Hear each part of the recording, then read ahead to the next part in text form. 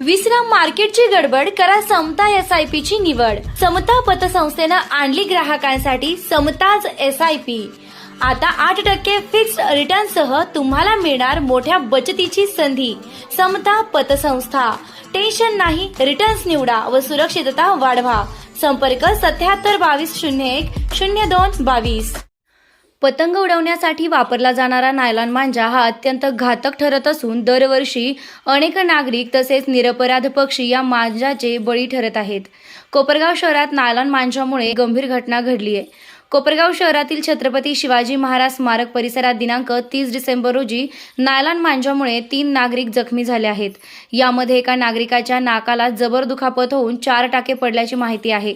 जखमींमध्ये मतीन जब्बार मनियार वय 34 राहणार जुने मामलेदार कचेरी कोपरगाव यांचा समावेश आहे। मतीन मनियार हे आपल्या लहान मुलाला दुचाकीवर बसवून जात असताना अचानक मुलाच्या अंगावर नायलॉन मांजा आला। मुलाचा जीव वाचवण्यासाठी प्रयत्न करत असताना सदर मांजा त्यांच्या नाकावर आल्याने ते गंभीर जखमी झाले। सुदैवाने या घटनेत लहान चिमुकला बालंबाल बचावला आहे। दुसऱ्या घटनेत कानेगाव येथील काका पुतणे श्रीहरी भाकरे व गोपीनाथ भाकरे राहणार कान्हेगाव हे मोटरसायकलवरून जात असताना दोघांच्या अंगावरही नायलॉन मांजा आल्याने ते जखमी झाले, परंतु यात ते बालंबाल बचावले आहेत। या घटनांमुळे नायलॉन मांजाचा धोका पुन्हा एकदा समोर आला असून सर्वसामान्य नागरिकांमध्ये तीव्र संताप व्यक्त होत आहे। नायलॉन मांजावर तात्काळ बंदी घालावी तसेच त्याची विक्री करणाऱ्यांवर कठोर कारवाई करावी अशी जोरदार मागणी नागरिकांकडून करण्यात येत आहे।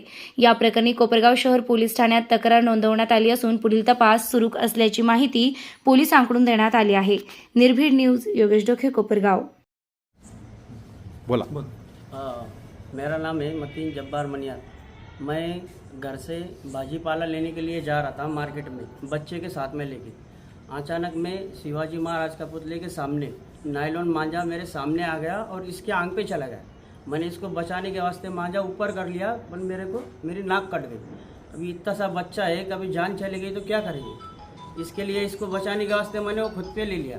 तो मेरा यही बोलना है कि प्रशासन क्या कर रहा है, वो कार्रवाई करे, देखे मांजा कौन बेच रहा है क्या नहीं क्या। अगर इसकी जान चली जाती तो इसका जिम्मेदार कौन होता है, सही है नहीं। तो इसके लिए मेरा बस यही कहना है कि प्रशासन ध्यान दे। ठीक अभी 6:35 पे ये वारदात हुई। खून बहुत निकला आपका? हाँ, खून गया है, बच्चे के आंख पे पूरा खून है। इधर ये देखो शर्ट पे कितना खून है। टाके 4 टाके गिरे।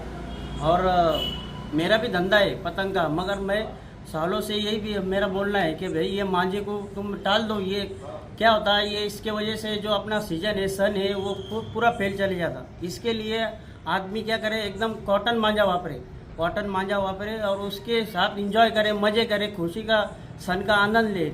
इसके लिए क्या होता है, किसकी जान जाना, बलि जाना, बच्चा है। अभी मैं इसके आगे ये इनका भी हो गया। देखो बोला, तुमचं काय झालं होतं?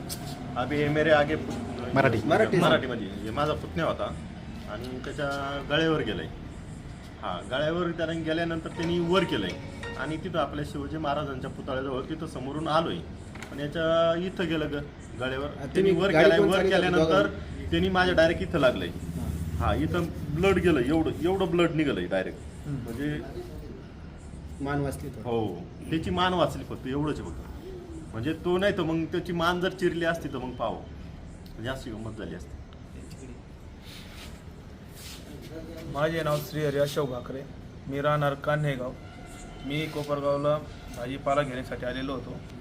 भाजीपाला घेतला आणि मी माझ्या गावाकडं निघालो आपले महाराज छत्रपती शिवाजी महाराज पुतळा तिथं आलो होतं। तिथं रस्त्यामध्ये मांजा पडलेला होता तर तो आम्हाला काही दिसला नाही गाडीवर। मग तो माझ्या गळ्याला लागला म्हणून मी हाताने वर करायला गेलो। माझे चुलते पाठीमागं बसले होते, त्यांच्या नाक्याला तो मांजा लागला। ठीक आहे।